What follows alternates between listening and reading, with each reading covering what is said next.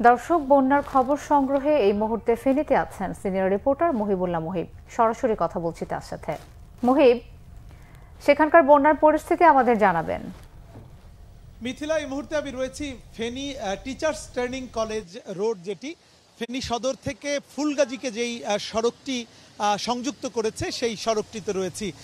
যদিও ফেনীতে যেই পরিমাণ পানি বন্যায় জমেছিল সেই পানি কিছুটা কমতে শুরু করেছে, তবে দুর্গম এলাকাগুলোতে কিন্তু এখনও পানি রয়েছে। সদরের যেই পরিবেশ আমি আপনাদেরকে যদি বলি, এখানকার কোনো ঘরবাড়িতে কিন্তু এখন পর্যন্ত মানুষ ওঠার মতো পরিস্থিতি তৈরি হয়নি, অর্থাৎ নিচতলায় এখন পর্যন্ত পানি রয়েছে হাঁটু সমান।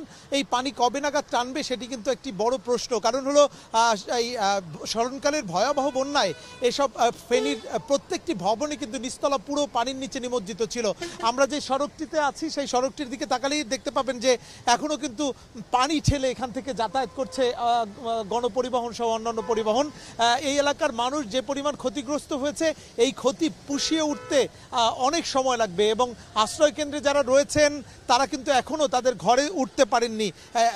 আসলে এই সব এলাকার যারা ক্ষতিগ্রস্ত মানুষ তাদের স্থায়ী পুনর্বাসন ছাড়া কিন্তু কোনোভাবেই বাড়িঘরে ওঠা সম্ভব নয়। সব মিলিয়ে যেই এই দুর্গত এলাকায় সামরিক বাহিনী সহ অন্যান্য আইন শৃঙ্খলা বাহিনী ত্রাণ তৎপরতা অব্যাহত রেখেছে, একই সঙ্গে যাতে মানুষ যাতে তিনবেলা খেয়ে পড়ে কোনো রকম বেঁচে থাকতে পারে এবং সুপেয় পানির অভাবে যাতে কোনো ধরনের রোগবালাই না হয় সেই প্রচেষ্টাই কিন্তু চালিয়ে যাচ্ছে বিভিন্ন ত্রাণ বিতরণকারী সংস্থা।